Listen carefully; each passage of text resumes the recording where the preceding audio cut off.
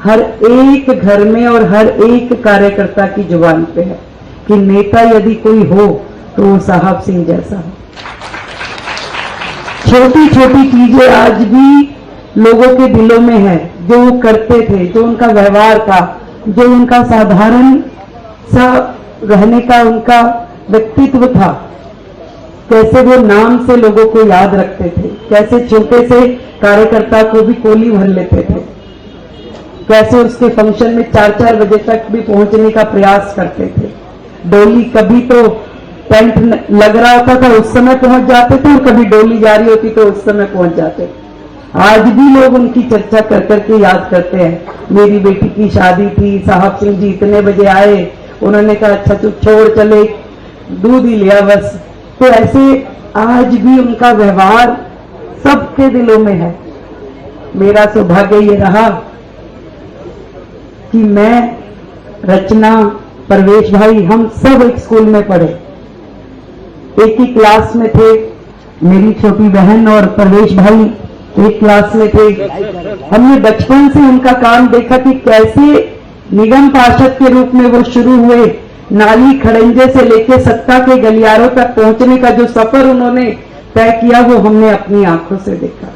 कैसे वो स्कूटर पे बैठ करके पूरे क्षेत्र में घूमते थे, छोटे छोटे कामों पे जाके खड़े हो जाते थे, कभी खुद नाली में खड़े होकर कूची मारने लग जाते थे। वो सब हमने अपनी आंखों से देखा। और मेरे जीवन में तो हमेशा, जब मैं दिल्ली विश्वविद्यालय छात्र संघ की अध्यक्ष बनी 96 में, तो आदरणीय साहब सिंह जी मुख्यमंत्री थे। जिस दिन रिजल्ट आया उनका फोन आया, फोन पे कहा गया कि जी माननीय मुख्यमंत्री जी बात करेंगे। अब मैंने कहा कि माननीय मुख्यमंत्री जी, रेखा साहब सिंह बोल रहा हूं बेटा। वो आज भी शब्द मेरे कान में जाते हैं कि जब उनकी मुझे बधाई मिली, मैं डूसो की प्रेसिडेंट थी। जीवन की हर खुशी के क्षण में वो हमेशा मेरे साथ रहे। मेरा बेटा हुआ तब उनका आना हुआ फंक्शन। एक बार तो जन्मदिन था बेटे का, तो मेरी बात हुई, मैंने कहा अंकल आप आओगे? तो पीयू रामलीला ग्राउंड में उनका एक प्रोग्राम था, प्रदीप सेठी जी यहाँ खड़े हैं, वहां से लेके चित्रकूट सोसाइटी जहां मैं रहती थी वहां तक पैदल आए और बर्थडे पे वहां पे उसको शामिल होकर के आशीर्वाद दे के बेटे को गए। एक एक उनका व्यवहार मेरे दिल में भी, मैं भी जब आज सोचती हूँ कि मुझे कैसा नेता बनना चाहिए, मेरा व्यवहार कैसा होना चाहिए, तो मैं उनको याद करती हूँ कि मैं ऐसी बनना चाहती। आज सौभाग्य है मेरा कि मुझे ये मौका मिला कि जहां पे वो काम छोड़ के गए वहां से शुरुआत करनी है, दिल्ली को उससे आगे बढ़ाना है। और हम दोनों भाई बहन आज उनके छोड़े हुए कामों को पूरा करेंगे मिल करके। कितना बड़ा सौभाग्य है हमारा कि बेटी मुख्यमंत्री है और बेटा मंत्री है। उल्टा भी हो सकता था, ये मुख्यमंत्री होता और मैं मंत्री होती, ऐसा भी हो सकता था, तो एक ही बात है। अब बड़ी बहन है तो अपने समाज में वैसे ही है कि पहला बहन को ही दिया जाता है कि भी पहला मौका इसको दो। पर इतना विश्वास दिलाते हैं कि आज उनकी समाधि के सामने खड़े होकर के दोनों भाई बहन कि दिल्ली के लिए वो सब काम करेंगे, वो सब सपने साकार करेंगे जो उन्होंने देखे थे। आदरणीय मोदी जी के नेतृत्व में दिल्ली आगे बढ़ेगी, विकसित दिल्ली, समृद्ध दिल्ली। और ये जो 27 साल का वनवास काट के हम फिर से सत्ता में आए हैं, इसका एक एक क्षण हम उपयोग करेंगे, पूरी मेहनत के साथ, शिद्दत के साथ काम करेंगे और आदरणीय साहब सिंह वर्मा जी का नाम रोशन करेंगे। बहुत बहुत धन्यवाद।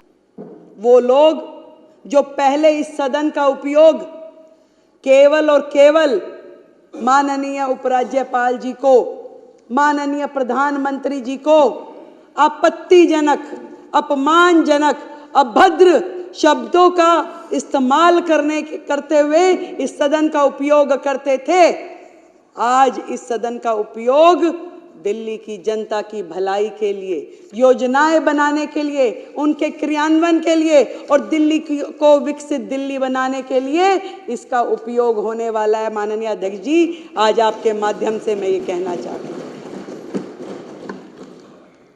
20 तारीख को जब शपथ ग्रहण हुआ उसी दिन एक एक पल का उपयोग करते हुए हमने कोई विजय उत्सव मनाने के लिए नहीं निकल पड़े। हम आए सचिवालय में, हमारी पूरी टीम ने अपना ऑफिस का कार्यभार संभाला।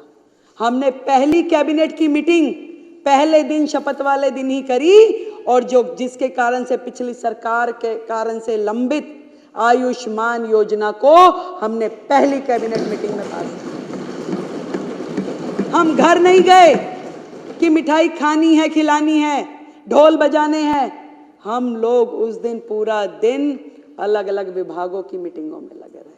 हम गए यमुना जी पे आरती करने के लिए, अपना संकल्प दोहराने के लिए कि हे मां यमुना, जो हमने वायदा किया है, जो हमारे प्रधानमंत्री जी ने यमुना जी के लिए स्वप्न देखा है, जो दिल्ली की जनता का अधिकार है, इस यमुना मां को स्वच्छ बनाने के लिए पूरा काम कर लेंगे। हम पूरा दिन उसी काम में लगे रहे।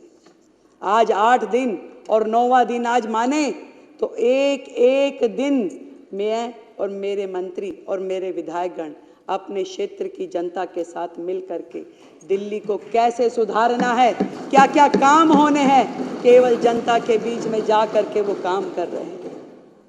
इससे पहले ये लवली जी ने सदन में एक बात कही थी, वो बिल्कुल सही बात है कि पहले जनता को अपेक्षाएं शायद बड़े बड़े प्रोजेक्ट की होती थी कि भाई कम्युनिटी हॉल बना दीजिए, कॉलेज बना दीजिए, स्कूल बना दीजिए। पर 10 सालों में जनता इस लेवल पे आके खड़ी हो गई कि वो कहती है कि मेरा सीवर साफ करा दो, मेरी नाली बनवा दो, मेरे गड्ढे भरवा दो। इस कदर दिल्ली की जनता को परेशान करके वर्षों पीछे धकेलने वाली सरकारें आज यहाँ पर नहीं है। आज विपक्ष सामने बैठा होता तो शायद बात करने में कुछ मजा आता, उनके सामने कहने में, उनकी बातें बताने में। दूसरे ही दिन जब शपथ ग्रहण था तो आतिशी जी मेरे कमरे पे आ गई सब विधायकों को लेकर के, और मैंने तो देखा वो तो पहले दिन से ही इसी कार्य में लग गई थी कि क्या किया जाए, कैसे पब्लिसिटी पाई जाए, कैसे मीडिया में आए जाए। बैनर बना लिए गए कि 2,500 रुपए कब दोगे। मैंने उनको साथ सम्मान अपने कमरे में बुलाया, बिठाया, पूछा कि बताइए भाई क्या कह रही हैं आप। उन्होंने कहा जी 2,500 रुपए कब दोगे। मैं कहा बड़ी अच्छी बात है, आपको बड़ी चिंता है कि 2,500 रुपए कब मिलेंगे। मैं कहा आतिशी जी, आप जिस 2,500 की बात कर रही हैं आप चिंता ना करें, ये जिम्मेवारी हमारी है। जनता को जो प्रण किया है, जनता के लिए जो वादे किए हैं वो काम हम करेंगे।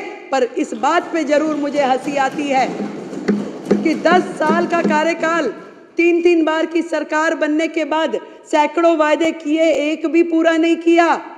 और उसके बाद उनकी इतनी हिम्मत हो जाती है कि हमसे आके पूछते हैं कि ये कब होगा। तो पंजाब में नहीं दिया, दिल्ली में जो जो कहा नहीं दिया, वो काम कुछ किया नहीं, और हमसे आके पूछते हैं कि बताइए कब देंगे। तो मैंने भी मन में किसी शायर की कही हुई 2 लाइनें मुझे ध्यान आई कि बागवान ने भी न जाने कैसे कैसे शौक पाल रखे हैं। 10 साल का राज किया भाई, एक बार जीते तो 67 सीटें आ गई, दूसरी बार फिर 62 आ गई, फिर तीसरी बार फिर मौका मिल गया।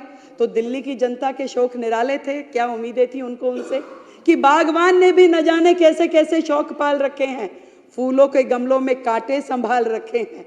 और इस सियासत में तो चित भी इनकी, पट भी इनकी, हमने क्या बेवजह सिक्के उछाल रखे हैं। मतलब जब ये सरकार में थे तो भी यही धरने पे बैठते थे, और आज जब ये विपक्ष में हैं तो हमसे सवाल पूछते हैं कि कब करेंगे। भैया ये सरकार में थे तब भी जल मंत्री होने के बावजूद आतिशी जी धरने पे बैठ जाती थी काम करने की बजाय।